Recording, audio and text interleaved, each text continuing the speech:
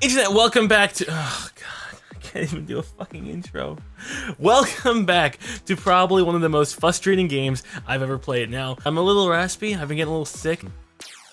Oh, my God. Welcome back to another... This is going to be a fantastic recording session. Don't you just love it when things don't go your fucking way? Welcome back to another ChilledChaos Let's Play the Impossible game. Now, we beat it once before, but we're going back. We're going to try and beat all the levels of it because it deserves to be beaten. I mean, it's probably like an abusive relationship. Sometimes you just got to step in and, you know, give the hand of justice. Can't say that. I am ChilledChaos, and welcome back to the Impossible game. Here, what is probably the most frustrating game I've ever played. Haven't been feeling too well. I get shortness of breath, and it's not because I'm heavy or I'm fat. Well, I'm a little chubby, but it's just because that's what happens when you're sick. So I can't really breathe out of my nose, so I'm breathing out of my mouth. But since I'm talking a lot out of my fucking mouth, I can't fucking breathe. Alright, let's just focus on the game. One of my worst things, oh, we didn't do an actual intro. Hi, welcome back to the Impossible game. I'm ChilledChaos. This is probably one of the most... Hi, I'm ChilledChaos. Welcome to the Impossible game. Been playing this game for 3 years. Looking forward to continue playing it on the channel in a glorious 60 frames per second. Is that good? Okay, we're done with the intro. Now we can actually focus. Oh god, so yeah, I am a little bit sick, but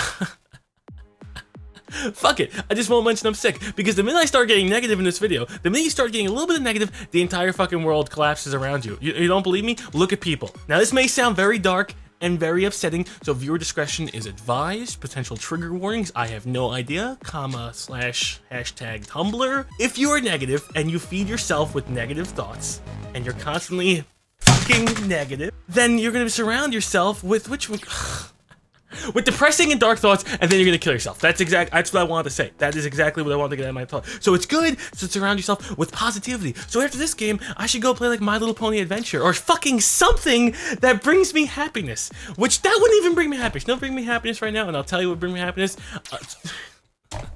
I'm not trying to fuck up on purpose. It's just been such a long time.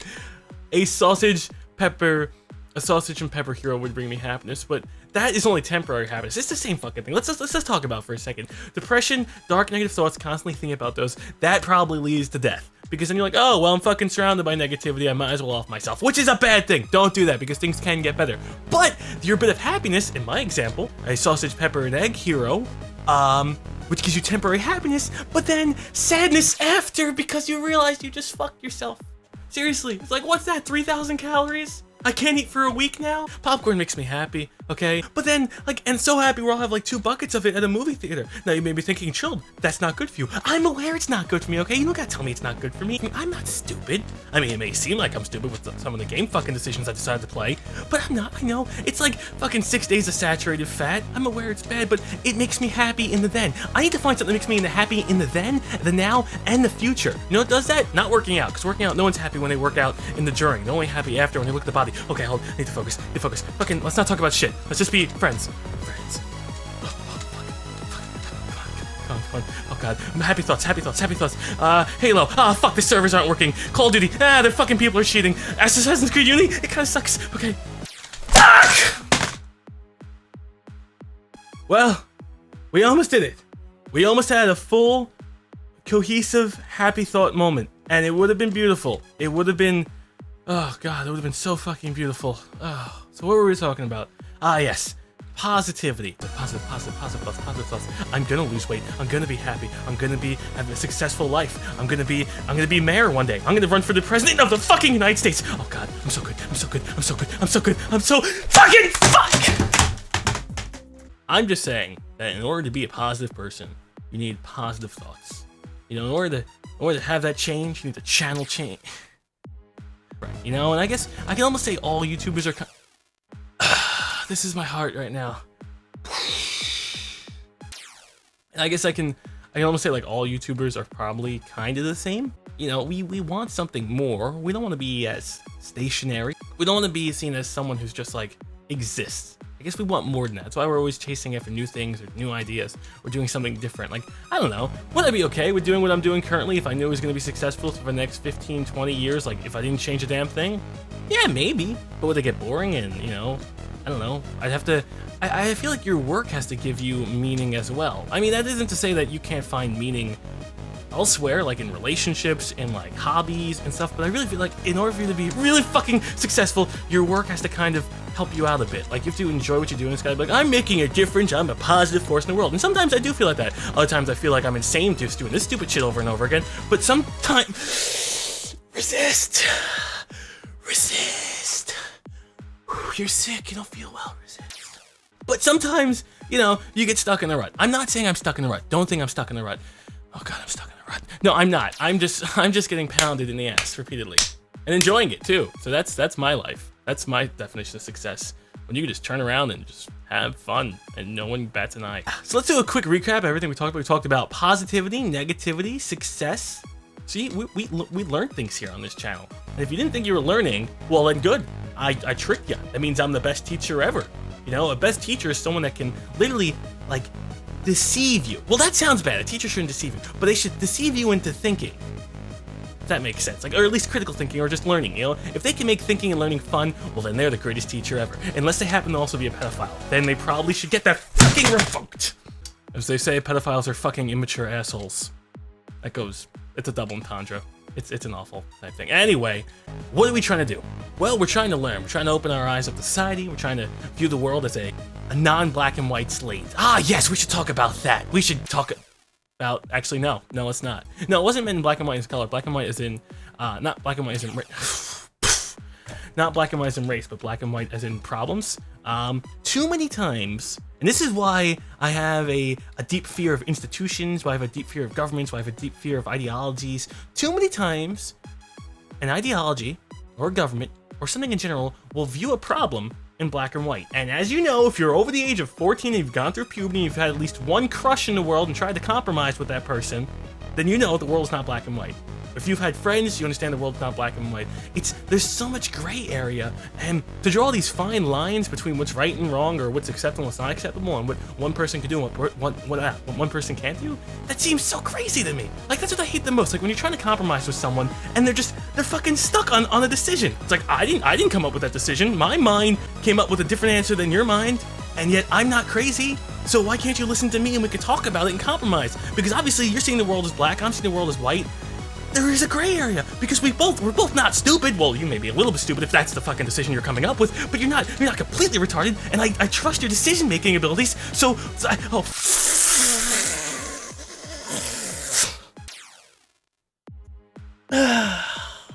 what I'm just trying to say is, why can't two people get along? I wish it was legal where I lived to just slap someone beside the face and have them discuss something with you. I really wish that was legal. You know how many fucking problems we would solve? We would have maybe not world peace. We'd maybe balance the budget. We'd maybe balance the budget a little bit. If you could just look at someone, slap them upside the face, and like, just look at this. Look at this from my perspective. Stop, get your head out of your fucking ass, because that's exactly what you've been doing all week, and look at it from my perspective. Things are not the way you see them. Sure, maybe on problem X, they're the way you see them, and I'll discuss problem X later, but currently we're discussing problem Y, and open your fucking eyes. I don't know, am I making sense here? Why don't people acknowledge someone else's strengths or weaknesses, and why don't people acknowledge when someone else has a legitimate point? You wanna know why? Because people fucking suck. They really do. It's all about selfish. It's all about my decision. My ideology is better than your ideology. My views are better than your views. And it's stupid. Fucking 100% fucking stupid. God, it makes me frustrated to even think that some people are sharing oxygen with me, my limited amount of oxygen because I can't fucking breathe, and they're unwilling to compromise and think outside of their fucking little box. I fucking hate their box. I fucking hate their box. I fucking hate their box. So they fucking...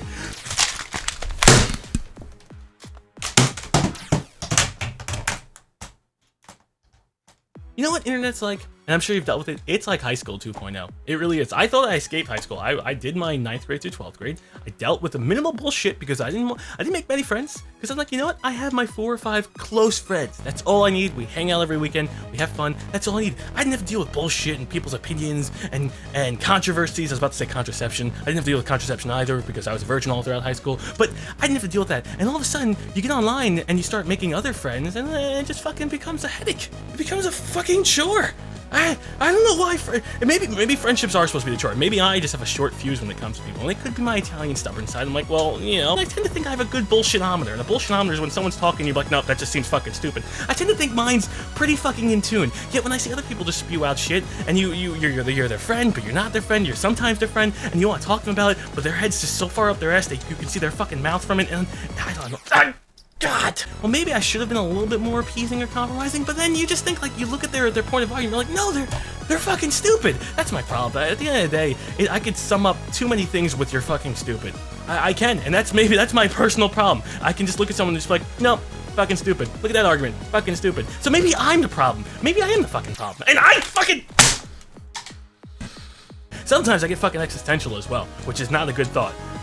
Because when I said before about you want to be positive, how can you be positive when you think about existentialism and the idea that you're just a speck of dust on this giant fucking thing and it's just rotating around at the speed of light and you absolutely mean nothing, and the only thing you do mean is possibly to your family and friends. And then we were talking before, if you can't even compromise with your family or friends, then you don't even have family or friends. Yeah, you sure by name or by virtue you have family or friends, but they're not really your family or friends if you're not willing to discuss or negotiate or help them out. So essentially, you're a speck of fucking dust in this meaningless world that fucking means fucking nothing.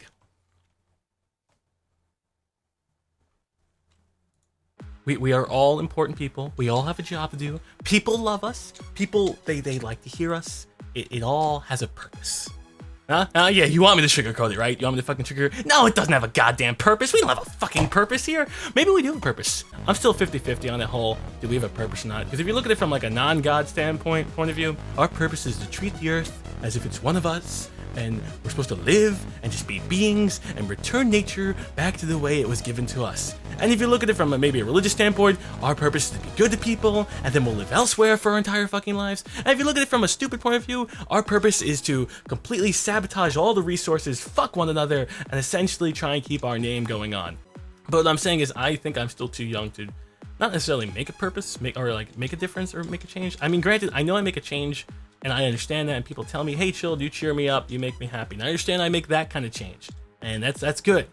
But I gotta be honest with you guys, I also, while I internalize that, and while that makes me feel good, and I'm glad I'm able to do that, I really am glad I can do that. I can put a smile on someone's face. Laughter is the best medicine, and the fact that sometimes I can cause people to laugh makes me so happy. It really does. But there's sometimes you want to have that purpose as well. You want to try and find something that fulfills you internally. Your laughter, your happiness shouldn't be my happiness. I gotta find something that fully makes me happy. And that's why it's good to, like when we're talking about friendships, relationships, virtues, why compromise is always good, because if you don't compromise, and if I don't compromise, well then you're never going to learn the other half of it all. If you don't learn the other half of it all, well then I feel like you're really going to lead a life that's like half knowledge. You know, that's like if you play World of Warcraft, it always comes back to WoW, and you roll Alliance, and you don't roll Horde. Well, you're never going to get to experience the Horde side of things, the Horde towns, the Horde quests. You're getting half the fucking game. And that's not good. I don't want half the game of life. I want the full game of life. So from this day forward, fuck it! Fuck everyone! Fuck it all. I'm fucking done. I was trying to give a positive speech on change. Fuck change. Sucks.